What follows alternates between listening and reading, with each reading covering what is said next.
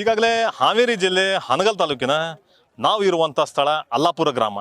ಇಲ್ಲಿ ಒಬ್ಬ ರೈತನ ಜಮೀನು ವಕ್ಫ್ ಅಂತ ಆಸ್ತಿ ಅವರ ಉತ್ತಾರದಲ್ಲಿ ಕೂತ್ಕೊಂಡಿತ್ತು.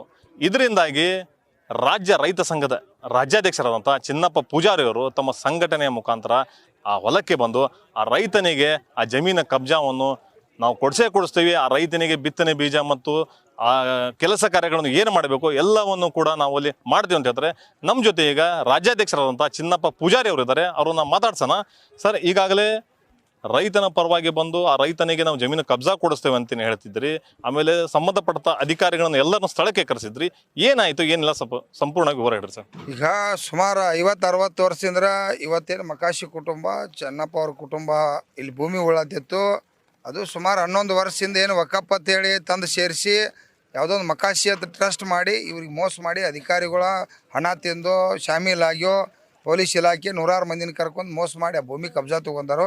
ಇವ್ರು ಪಾಪ ನಮ್ಮ ರೈತರು ಮುಗ್ದ್ರ ಎಲ್ಲ ಇಲಾಖೆಯವ್ರು ಬಂದಾರ ಅಂತೇಳಿ ಅಂಜಿ ಯಾರೂ ಕೂಡ ವಿರೋಧ ಮಾಡಿಲ್ಲ. ಅವತ್ತೇನಾರು ಇವ್ರು ನಮ್ಮ ರೈತರು ವಿರೋಧ ಮಾಡಿರಪ್ಪ ಅಂದ್ರೆ ಇಲ್ಲಿ ಅವ್ನು ಕಾಲು ಹಿಡ್ತಿರ್ಕಿಲ್ಲ.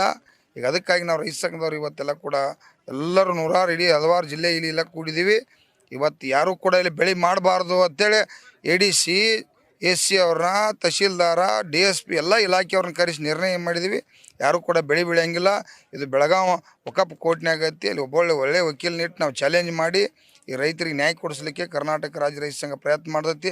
ಅಷ್ಟು ಮೀರಿ ಅವೇನ್ರ ನಾನು ಮಕಾಶಿ ಟ್ರಸ್ಟ್ ಅಂತೇಳಿ ಬಂದು ನಾಟಕ ಮಾಡಕತ್ತಪ್ಪ ಅಂದ್ರೆ ಇಡೀ ರಾಜ್ಯದ ರೈತರನ್ನೆಲ್ಲ ಕರೆಸಿ ಇವ್ರಿಗೆ ಬೀಜ ಬಿತ್ತಿ ಇಲ್ಲಿ ಅವೇನು ಮಕಾಶಿ ಟ್ರಸ್ಟ್ ಬರಗೊಳ್ಳೋದಂತ ವ್ಯವಸ್ಥೆ ರೈತ ಸಂಘ ಮಾಡ್ತೈತಿ. ಇವ್ರಿಗೆ ನಾವು ಸಂಪೂರ್ಣ ಬೆಂಬಲ ಇದೀವಿ. ಇದು ಇಷ್ಟು ಹೇಳೋದು ರೈತ ಸಂಘ ರಾಜ್ಯಾಧ್ಯಕ್ಷರಂತ ಚಿನ್ನಪ್ಪ ಪೂಜಾರಿ. ರೈತರಿಗೆ ಅನ್ಯಾಯವಾದರೆ ಯಾವುದೇ ಕಾರಣಕ್ಕೂ ನಾವು ಬಿಡುವುದಿಲ್ಲ. ಇದರಿಂದಾಗಿ ಸಂಬಂಧಪಟ್ಟ ಅಧಿಕಾರಿಗಳು ರೈತರಿಗೆ ಸಹಕಾರ ನೀಡಬೇಕಂತ ಹೇಳ್ತಾರೆ. ಇರ್ಫಾನ್, ಕರ್ನಾಟಕ ಟಿವಿ, ಹಾವೇರಿ.